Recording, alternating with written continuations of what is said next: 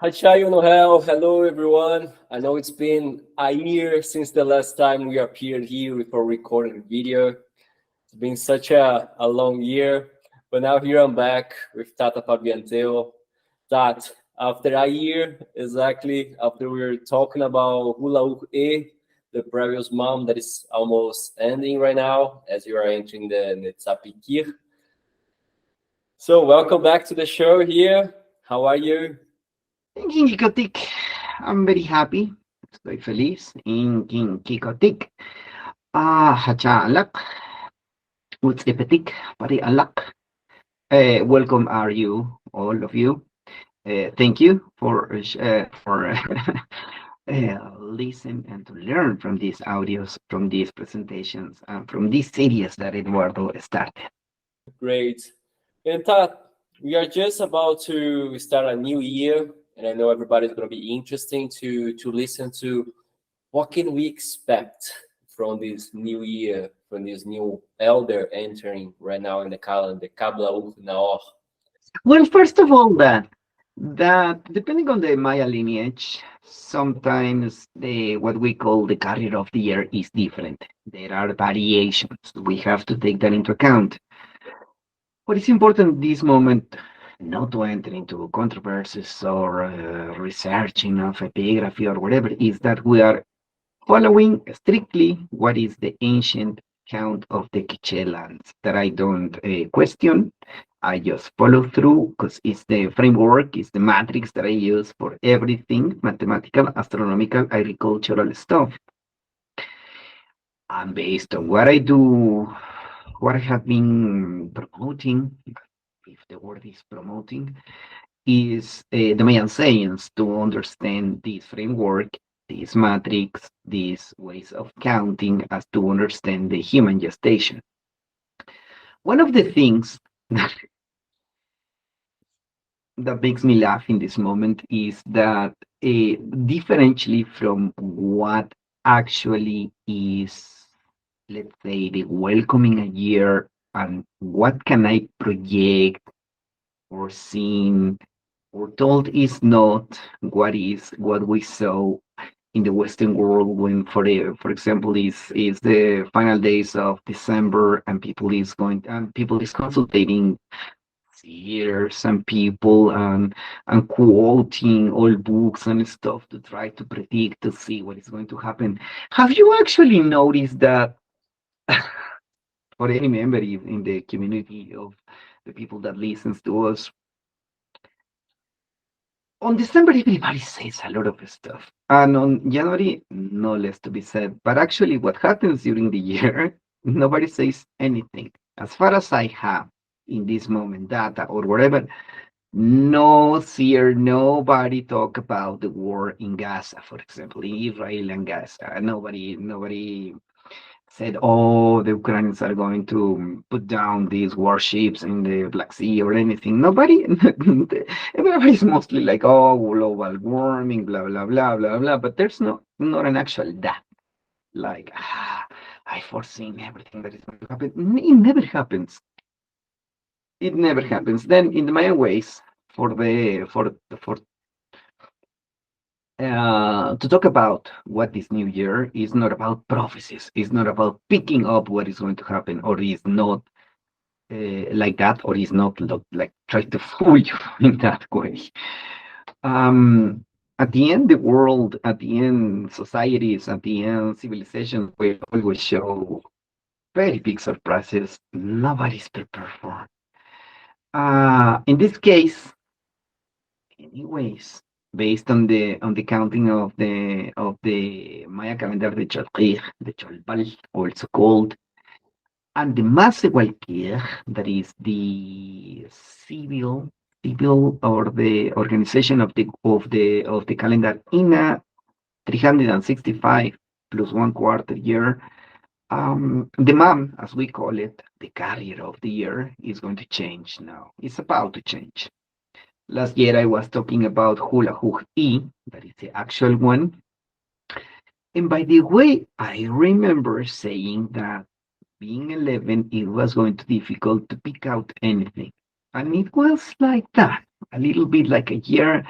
in which diffusion of stuff was mostly no, there's no certainty. This new carrier is going to bring the now.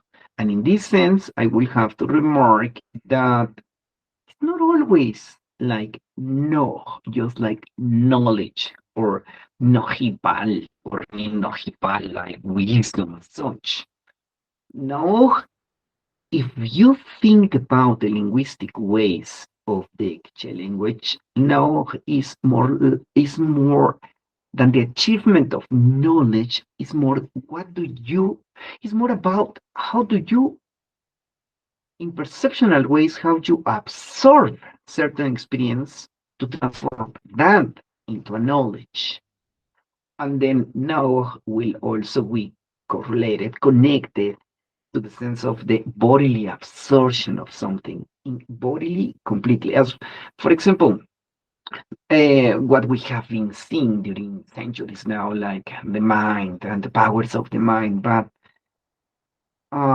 paying attention to things that happens, the stomach also process emotions. The heart or the veins or the blood are also elements that will make us understand. Then for us, in the authentic, let's say, based on the linguistic ways, no knowledge, no hibal, or the science, or everything that you will portray as knowledge is not just simply knowledge by analysis, is your body also in perceptual ways.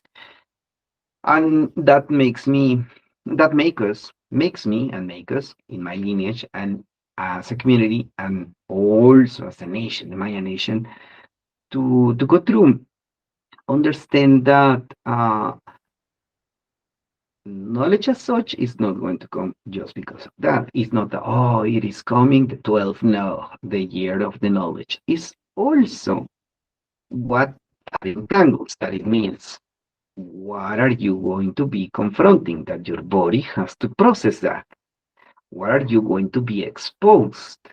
What is that is going to make you think or rethink a reality?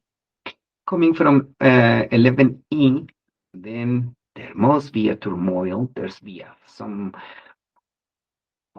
situations that you have to resolve. Anything comes just because of that. Anything comes with an atmosphere. Then Kaplahuk Nauch as such, and as an Nawal is going to be confronting us to big situations that we have to resolve. That is the way it has to be read. Things with the atmosphere. As for example, you. I have to look at you in the way you live, in your family, the way you have been developing things, and then I have to forget, because I cannot judge you by your past, only by what you do. My case will be equivalent in the sense that I cannot be Tata Pabian isolating me from my rooms, from my books, from my work, from my expectations even. But after understand me, you have to see the person that actually is developing something. That's the year. It's a year that comes with a lot of learning or putting us to learn the stuff, but what the important part is, what are we going to be dealing with that we need to analyze, synthesize, and process everything, not only by the powers of mind, but also by the body. Then I could, if the question is predict, is that is coming a year full of challenges to make you put into the mood and to enter into the way of a consciousness, of the spirit or the nature of Kabbalah now. That is, by definition, is something that is highly unexpected, something that is going to appear, things that are going to be surprising, some things that are going to move us from the place that we have been very comfortable, and now you have to face a new way of understanding. Then you can produce that knowledge. Then you enter into the mood, and then you can write it. Then, if not a prediction, then, but if an advice, well, be prepared this year, by what the energy, consciousness, nature of the Nawal is carrying is big challenges. Big, big challenges. And is let's say in the cycle of the 13 months, we're approaching the 12th. Next year is going to be Oshilahur, and everything is pointing to a big, big shift. I'm not saying that I'm going to predict which mountain is going to fall or which war is going to arrive now, or what is the new mean, or what is the place in which is going to rain, or no, not like that. Just be aware that there's a year that is going to putting us into a big, big, big challenging situations, more than what we're accustomed to. That, but still, we're living in a world of movement and continuous movement. One thing that I think it's interesting because now in Hula Hoop E 11 Pathfinder Mom, we kind of had like this starting of the spreading of the AIs that we are seeing. And one of the very interesting things about Nawal, because Nawal tends to keep returning to one thing to memorize like the patterns, just like the Nawal Washikip, the Nawal 8. And then I remember like early in the classes, you taught about us that this is the now that kind of defines technology. And now with the 12 coming, like this AI that starts just getting involved and getting like something very crazy.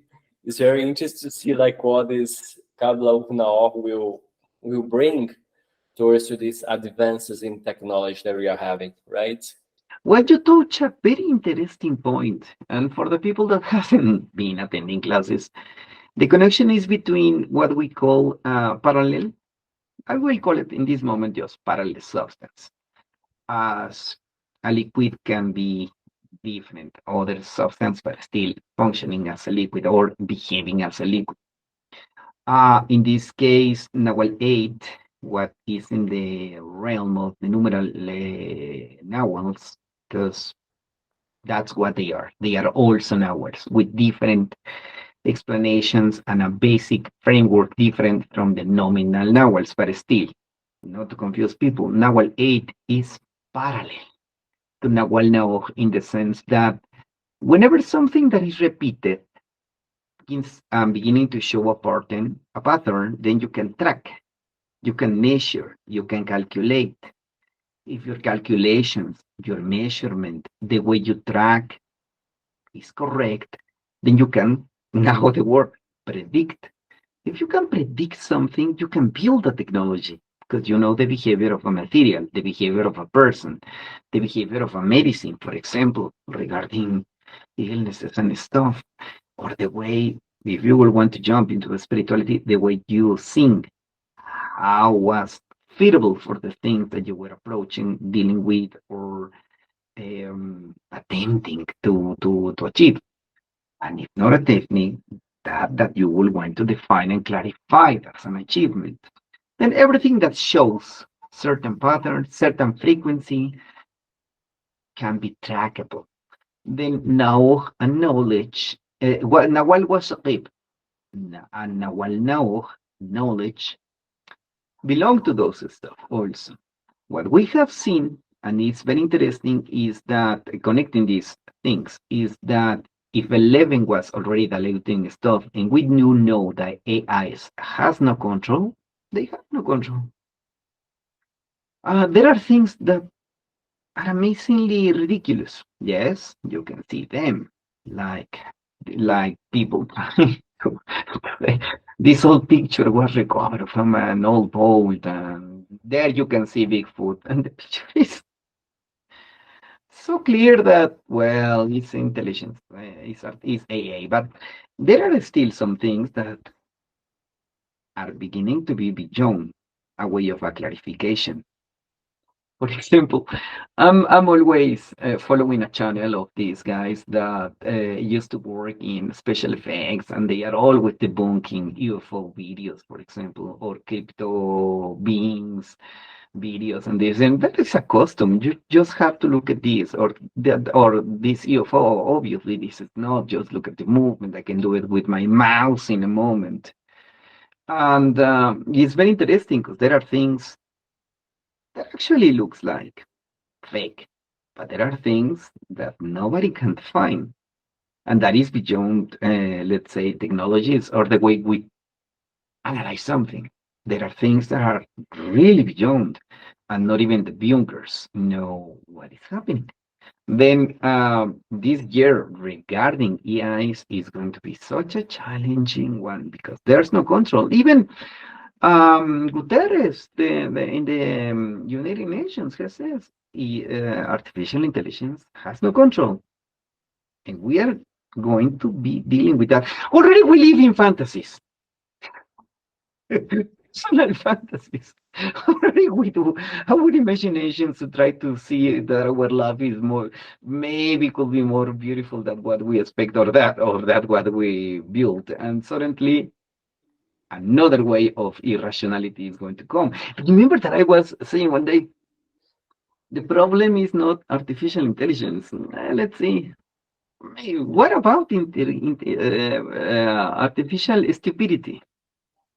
True. We have a very natural stupidity we have to deal with. We have to manage to go through anyways. Just imagine programming stupidity just as such. That is something that scares me more than even intervening.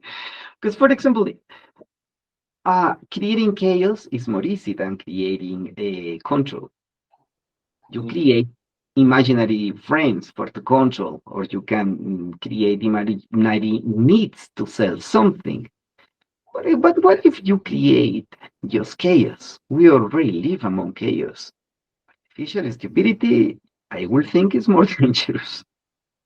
I leave it for that. Then this year can be such a challenge. We have been seeing how it has been developed. I was thinking about, like, for example, like those people that are using, like, for example, AIs for their company, like for increasing their profits. For example, there is a company that does no paper clips, and they build like some robots, some AIs to start doing that. And they will see like a significant increase of their profits, so they can keep investing to that because it's going to be beneficial to them. But what if the AI that was programmed to do that, to think about the profit, start thinking, okay, now if I start just taking from the resources, because it was programmed to do the profit over there. So everything that's we comes from food and everything, they're going to be extenuating everything. So it's very hard to lose the control on this stuff, which is so scary. Pay attention that also there has been things like facts can deny what an earthquake is, and still everybody will have an opinion. You There's this heat in the musical industry, and some of them are going to like it, some of them are going not to like it. Then, anyways, everything is observed from the perspective, and by the way, mostly everything is not like an actual fact, but an interpretation coming from the access of information that you have. Already we have problems with what we can call fact, and still people debate about the stuff like that. But still, just imagine if we add more. That's something that I'm raising a little kid in this moment, and I'm tracking every way of an information to try to understand how we'll deal this new consciousness to deal with this. Because I will tell him his father already has to deal with a lot of fantasies, a lot of misconceptions, a lot of ideas that are taken by granted that I have to fight back, sometimes to assume, redefine, to embody or something. No, they, by the way of the new ways of communication and creational ways of materials, they're going to deal with something else. And it's such a challenge. It's such a challenge to try to understand the have you heard about this concept of the physics of information? Something No, that can you we hear that? usually listen about the quantum mechanics, physics, or relativity theories, but we never pay attention of the why I precisely dream the person that is going to that call me in the morning, in the next morning. Why am I having this sort of pain for example, in the elbow when I think about this person, and when you sue the person says, I just fall and I'm having this pain and stuff like that. All the ways of what is beyond our actual, let's say, physical comprehensions of how things behave. But undoubtedly, there's something bigger in communication. There's something bigger in physics also. There's like the observer on the quantum mechanics experiment. Who's the observer? Everybody now has an opinion, and there are full entire tricksters selling workshops about the eye of God or whatever. But still, there's an evolving new branch of sciences that will want to have an approach of what is really happening when sacred synchronicity or the physics of information now to try to make it concrete as everything happens simultaneously. Your experience and my experience in this moment is unique, but still at this same moment, eternity is happening for everybody in their own realms. But still, it seems to be a connection between us. And there are ways to study that. That is a fascinating way of a new studies. Um, that is something that maybe we will need to understand later on, not as let's say, uh, paranormal stuff. Maybe it's just what it is. As for example, so many scientists discover some stuff based on dreams they have about certain obsessions, certain realities, certain ways of behaving, the behavior of matter. It seems we are reaching that point in well, everybody as humanity, in which there could be actually a study of those cases, no more beyond the sacred synchronicity or random stuff or parapsychology or even psychology. No, an actual physics of information is very interesting. I recommend you to look for that. Yeah, this is very interesting because this subject is always very cloudy, here in the Western world, and especially like the way we tend to approach the subjects in here, which is not very like cloudy whenever we go to indigenous communities, for example, where everybody has like a different approach, especially to dreams, as you were mentioning. And but I'm definitely going to be checking out, and so later we can explore more about this subject here. And that's something I think that's going to be very like a Kabla Uknaor stuff. It's going to show us a lot of things now. Um, let's say beyond politics and what is the negotiation beyond the leaders to resolve something or technologies and the way some science has to be also put onto the examination eye because you don't know who are founding those stories and what they are doing, or and even if the data is correct, or if it can be correct, or if it has biased stuff. It happens with everything. It happens not only with the dreams you had this night, or debunking videos, or believing in something, like believing in extraterrestrial life, or beginning in crop circles, or beginning in phenomena that has not yet explanation. Still, you can choose to go through to believe or not believe. But anyways, the challenges are increasing now, and for this year, the challenges are going to get increased. I can say that. And now that you touched into this subject, like I would like to touch on something here because Todd was traveling to Chiapas. Maybe you can open up about that, like where you're doing that. But then you sent us a video about like some lights that in the sky. So if you allow, I can share the video here that you sent us. Because then I would like to know. I think many people that would be interested to know that, like, how like those phenomena in nature, like that, are approached by the Maya people in the communities. because we can see a lot about like people discussing, about like the Mayan prophecies that like the extraterrestrials going to be arriving. Maybe it could be Pacao, traveling with his star friends over there in his, you know, fantasy ship, starship and stuff like that. So, what can you talk about that?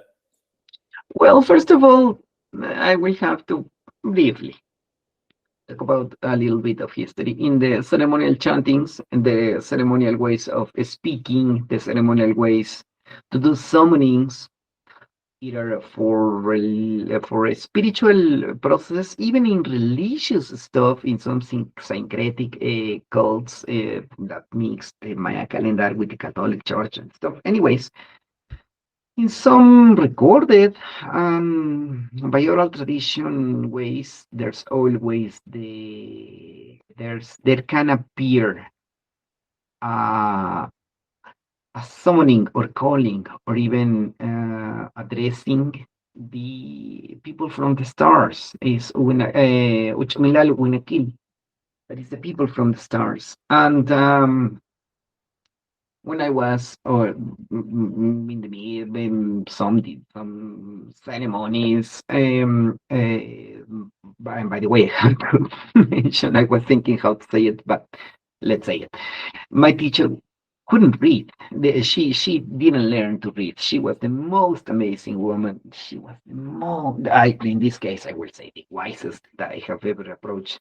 The midwife, and she was not like that kind of a person that I was going to talk about world history of stuff. It was not even her interest. But later on, by approaching me, it became to be very interesting. We had long conversations about whatever.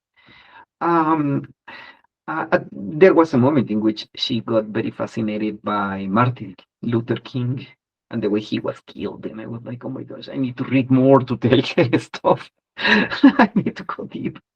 And here and there, we were like exploring different things. And one day I got a reach finally the position in which I was saying like, I could ask her like, what is that Winakiluch Milal? And she was like, the people from the stars as it is.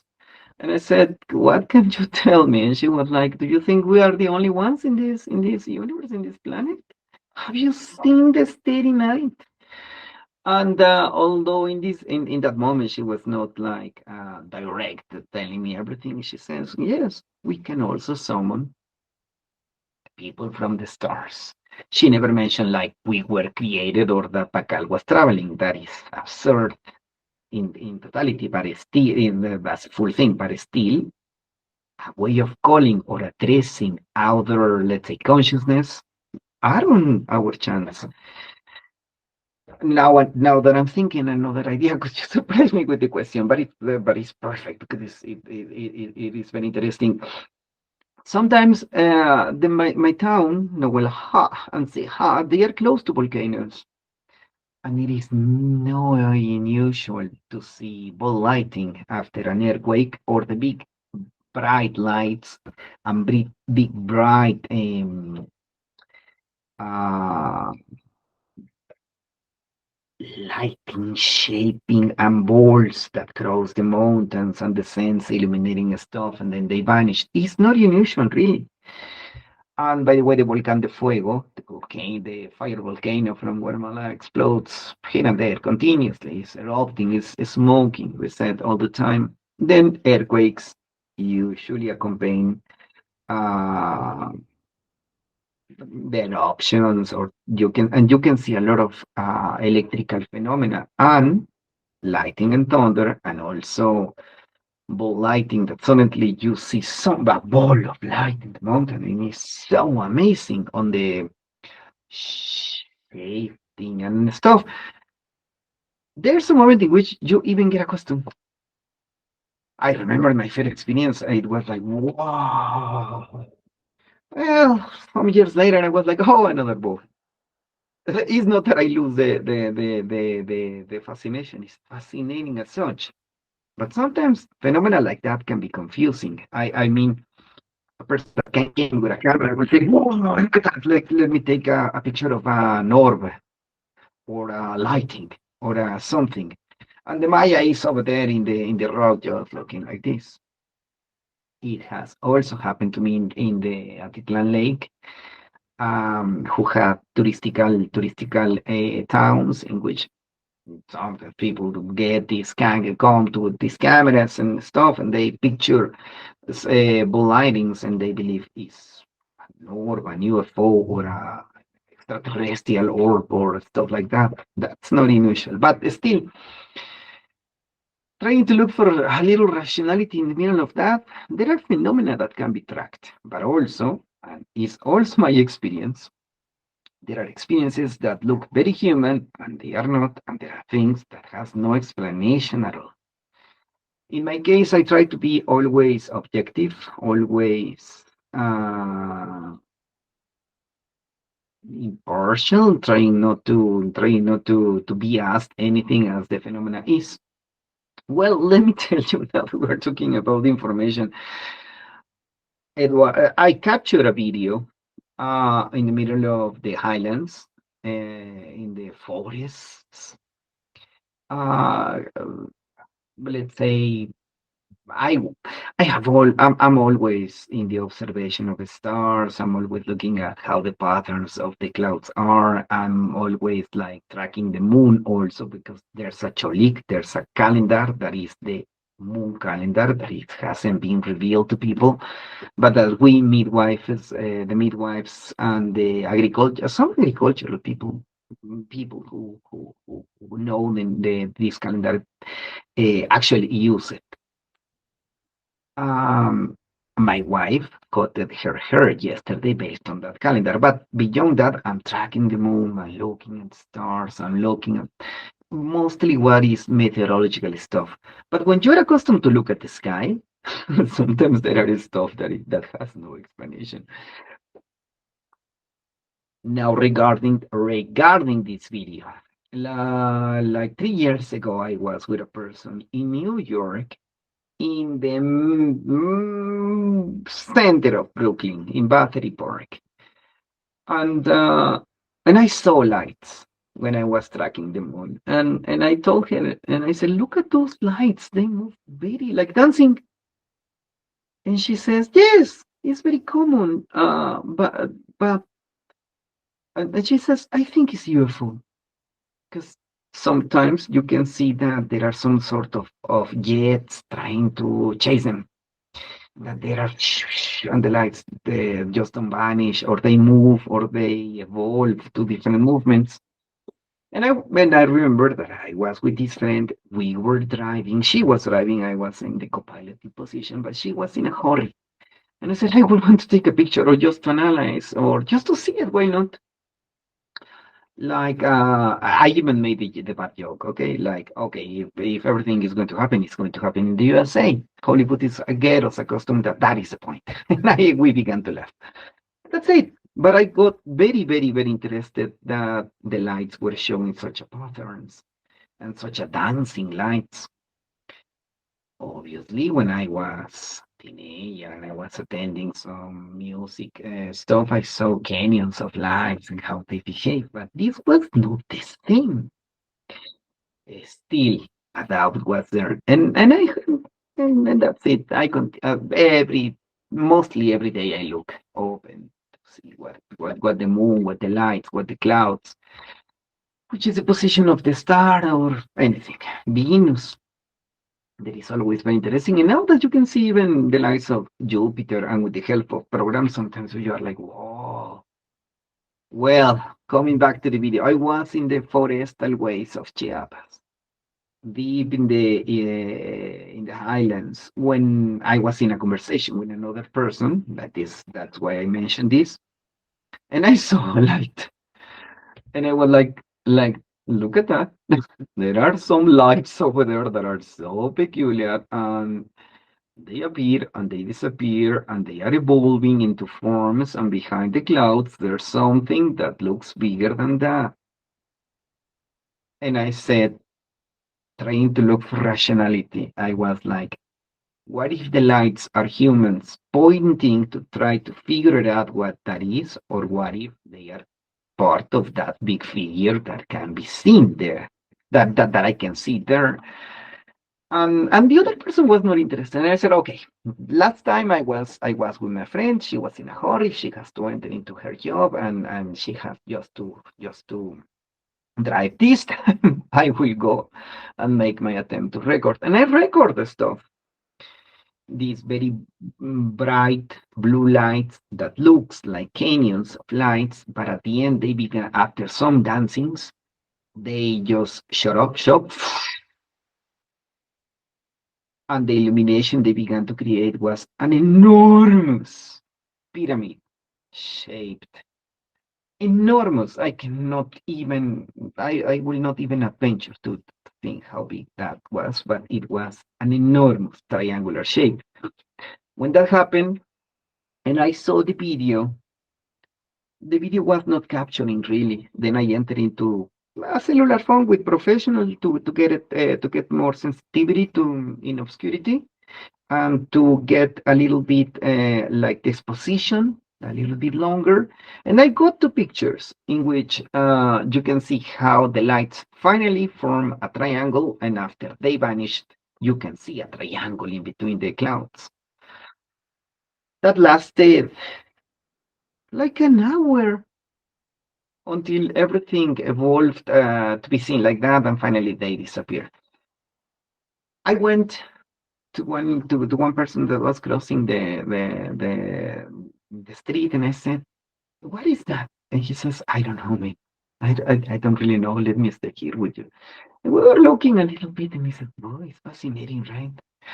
And what did you say? It's Tuesday. Why, well, whatever, right?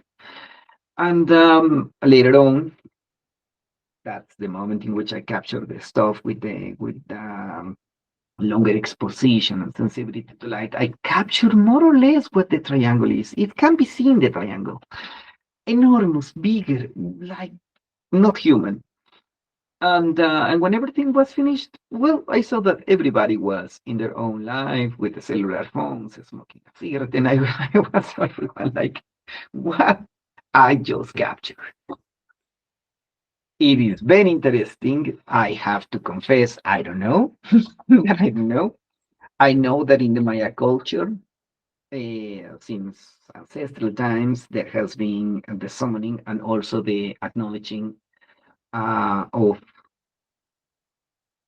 beings beyond us. In the mountains, it's not difficult to hear histories of luminous beings that could be Nawals, could be whatever, that they have no explanation. Everybody has an interpretation.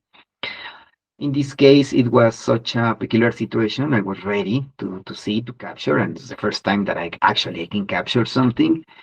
And although there's a background in the Mayan culture, I will, in this moment, will not be defining what it was. I do believe, not by the lights, but how they evolve in the last moment. I will share you a couple of pictures that at the end they form an enormous pyramid in the sky, but an enormous. It will be not human even to describe.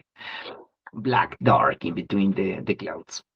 Those are the pictures. I saw them. There's no way to fake this stuff. I don't want to be debunked by this channel that I follow. Um, but still, what an experience in the celestial realms. There are so many phenomena that everybody's going to have an explanation. I don't know what it happens. I know it was amazing, and what I saw was portentous, but the explanations I don't really know. There's a background, as I said, in Mayan cultures, but not the Pakal stuff.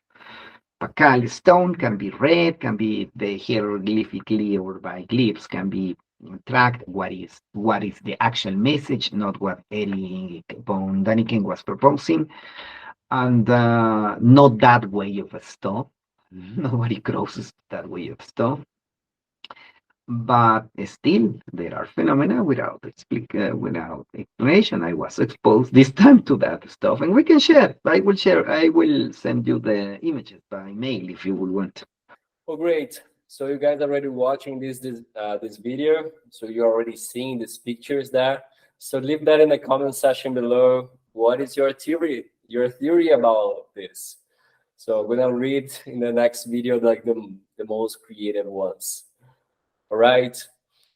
And so Todd, um, as you were touching that, just to approach one last subject here for us to finalize the video. I received some comments on Instagram, people asking me, to next time we were recording videos to talk about like the book of Chilam B'alam, because like they were asking about like the reference of the deities connected to the numeral Nawals. So for people who are starting studying the Maya calendar, getting familiar to the Maya culture, like I think no one better than you to talk about the book of Chilam B'alam. Question is very interesting for analysis, and it's very interesting for to track the evolution of the thoughts or the knowledge coming from the lowlands and the pre-classical or formative pre-classical, classical, and post-classical times to see what happened after the impact with the Europeans. I'm not going to say just the Spaniards, but in general, the crash between two worlds. There's not only one Chilam B'alam, there are different Chilams. Chilam is going to refer to a person that has the capabilities to understand time, the Maya calendar, and in some senses also to prophetize. There are still Chilames in some rural areas of Yucatan. There are still Chilames. There was a continuous writing of those books during colonial times. And now the sad part. But, but is that you have to be very cautious about the language is used and what they try to communicate, because most of them, for my appreciation and some other scholars, they are affected already by European religious things and by the impact of the disappearance of their culture. That it's always something that happens in human ways, that when the world is going to collapse and everything, you begin to develop this propheticizing stuff about upcoming times. Some of the Chilames track correctly the time in the sense of tunes and back tunes and the short count, and they began to give auguries or premonitions or saying things as they are going to be changing. Some people have tried to try to see if that can be applied in the contemporary ways, but sometimes the language is so obscure that it can mean anything, as reading Nostradamus prophecies that can fit whatever. Well, the same happens sometimes with some of the chilames, and also there are some chilames that are very Christian based, and but once again, there's not only one. There are different ones, and depending on the way on the part it was written, the affectation of the Europeans, you have to be cautious about the information. In my personal case, I like some parts. I really love some of the things the prophets or the chilames were saying, the seers were exposing. I am one of those who consider that some of the admonishing things that apply for a cartoon is not going to be really going to be applied anymore in contemporary times, at the way we change and shift and move society and technology and money and whatever. It seems no, not for our times. What you can see is the evolution of Mayan thought, the exposure to the others, the resistance, the endurance, and the continuous tracking of them. There's another book that is not mentioned that much as that, as Chilam, but it's the Cachiquel Annals.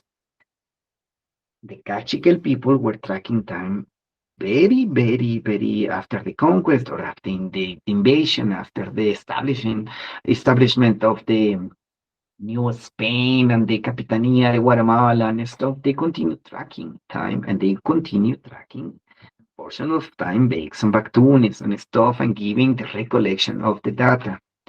that is never told, or that book is never followed as a Chilam, but that actually is functioning like that. Now the others are more obscure and more full of metaphors, more full of ancient ideas that you have to first understand by epigraphy, and then I will recommend, and then to try to find a way and to understand what they were trying to say, but they are heavily affected. For example, creational times and the beginning of description of time with uno monkey, hun monkey, then kept e and stuff. Well, they look poetic, but I do actually prefer the Quiche version of how to read a trecena, how to continue doing that. In the Quiche lands, there's no more tracking of time in Bactunes and that, and there are no books. Not really like the Chilames. There are books, but not like the Chilames, like doing the Catu's prophecies and to try to foresee or to saying this is time in which this is going to this is going to this time that is going to this. It's my personal believing that they do not adjust, and that by that heavily affectation, you have to be careful in the way you track. As always, I will say, well, those are very beautiful relics from the past, but in my case, my recommendation will always be the same. Follow what is actually we Mayans developed. It's better anyways. It's concrete. Yeah, that was a good explanation for people who doesn't know what is the book of Chilam B'alam. Those that I know are going to be listed here in the comment section below, so you can check it out. Another thing that has to be taken into account that is very important that I always mention, I know people hate me because of this, but the access to some of those books and the translations are precisely that, interpretations and translations. And sometimes the titles, sometimes the way the metaphor has been introduced into English or Spanish is already an interpretation. And then you go and add another layer of interpretation. And if, for example, that rain will sound as an apocalypse or whatever, well, in reality, they are talking about this moment in which the clouds are very dark and it's about to rain and storm is going to come. If you accompany that rain, but with another metaphor, then it's almost indistinguishable with a cryptic stuff. But that's another problem. The translations is already an interpretation.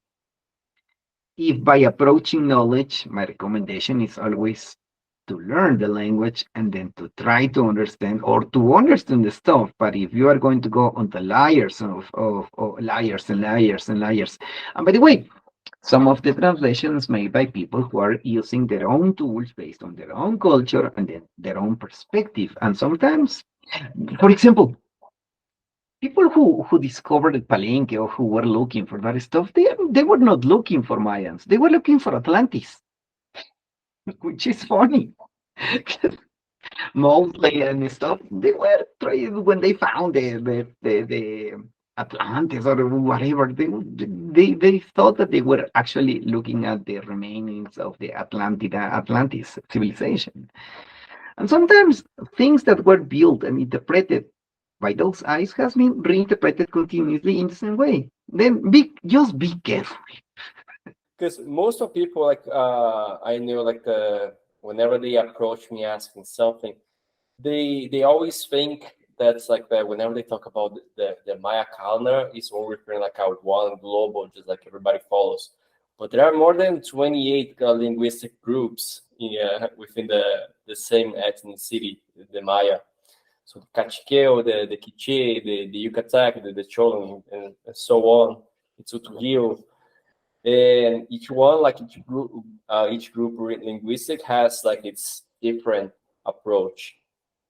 So it's this reminder of that is doing about the linguistics is very important whenever you are doing your research about the Maya calendar. You have to take into account that in some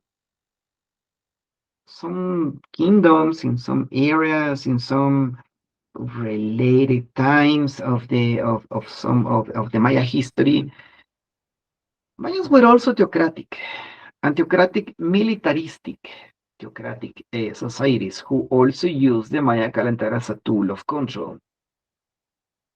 We cannot deny that. Like, for example, the tracking of the stars for the Star War, or the continuous tracking of Mars and Venus for different ways of stuff, or tracking the Nawals for political stuff that actually is a way of control and military conquest, and sometimes falsifying the birthdays of their kings for to make them be something else that what was the actually birth and stuff.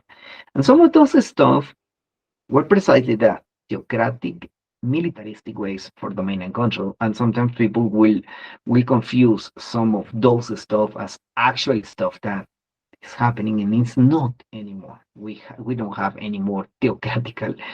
Well, maybe in Mostenango there's still a government that has the base of the spirituality as for to do stuff, but not necessarily for control, not social control, not for to do the administration of taxes or stuff like that, not like that. But still, you have to take into account that some of the elaborations were made and were created also for that purpose. And that's why it's important to study the history, not just taking, oh, this is like the sacred book. And I mean, there's a very beautiful book that is the Book of Incantations. Wow, it's so beautiful. It's so amazing. And there was a Book of Incantations just finally, let's say, written, coming from oral tradition to be put into words just in the last decade, in the last 3 decades, the Book of Incantations and stuff that related to the Tzotziltzin Ancatec, man and woman, and it's a beautiful one. But be careful. Not everything that is has been said is necessarily observation of nature of consciousness, whatever. Maybe it can be also something said for political control, for to get you scared. Easy. That's control, right? Then be careful. By the way, See, I for people interested, who people who will want to delve, like I created this group that is Mesoamerica in PDF that includes Mayans, mostly Maya information, but also a lot of information about the Central Mexican, even Northern cultures, civilizations. And I already uploaded some of the Chilames. The Book of Incantations, no, but I can do it. But all the other Chilams are available. If you enter into this, just put Mesoamerica PDF, and it's going to appear. There's a map of the ancient cultures, mostly you will see Mexico and Central America, and there's different colors. That's my group, and you can download actually the Chilames, the accessible ones, and so much other information. Then you are also welcome to explore that part, my web page, if you will want, and or to put your questions for Eduardo to process this stuff. oh, that's great. Send me the links. So I'm gonna be leaving here in the description as well. As always, you can find the Tat Fabiantel website, the mayascience.com. I highly recommend you to check it out. Everything the Tat does in there. And so that's it. Everything that you need is gonna be here in the description of the video. So Tat, I think we can wrap it up for tonight.